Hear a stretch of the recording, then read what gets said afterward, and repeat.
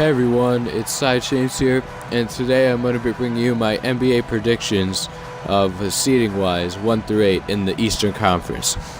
So to start it out here, at number 8, I have the Detroit Pistons. The Detroit Pistons were one of the biggest winners at the trade deadline, picking up Reggie Jackson. They did trade away Kyle Singler and DJ Augustine, but they got a bigger prize in return than Reggie Jackson. So I think Reggie Jackson can help them win enough games to get in the playoffs, because the bottom of the Eastern Conference is wide open. So, in here at number 7, I have the Miami Heat. The Miami Heat were probably the biggest winners at the trade deadline, picking up Goran Dragic from the Phoenix Suns. The Miami Heat were about to be the only team in the NBA to have their starting 5 in the top 90. Everyone in the starting 5 is in the top 90 in PER. But then the sad news about Chris Bosh came out. So, I mean, if Chris Bosh would be healthy right now, the Miami Heat maybe could have slid in at 5 or 6. But now they're going to win enough games to get into the playoffs, but it's going to be at the bottom. So, probably the surprise of the season so far, here in number 6, I'm going to go the Milwaukee Bucks. This is a seed they're currently in right now. But, I mean, it's pretty amazing how from last year, they had 15 wins the whole season, and now, at the All-Star break, they had 30-something wins. So that's pretty incredible.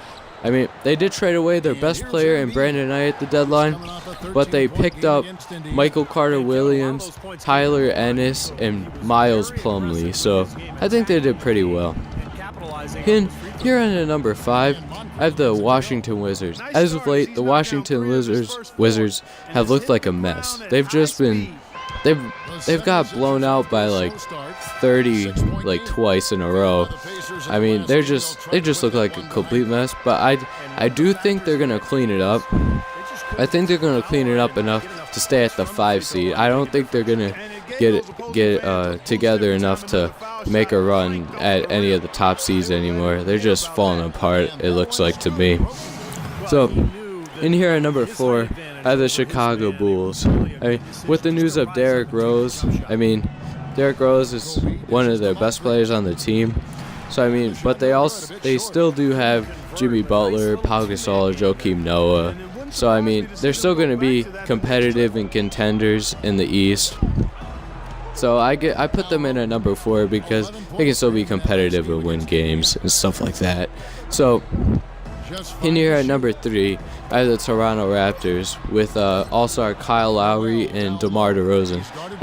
Early in the season, DeMar DeRozan was hurt, but now since he's come back, I mean, when DeMar DeRozan was out, the Toronto Raptors were still winning, and now they're still winning now.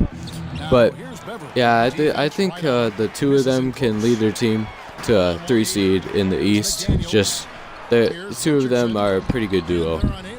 So in here at number 2, I have the Cleveland Cavaliers. They've probably been one of the biggest players in the trade market this year by acquiring Timofey Mozgov, J.R. Smith, and Iman Shumpert, and recently recently bought out Kendrick Perkins. So, I think the Cavs are gearing up for a championship run here, because they've just been gelling so nicely together, and they just look so smooth out on the court if you watch them.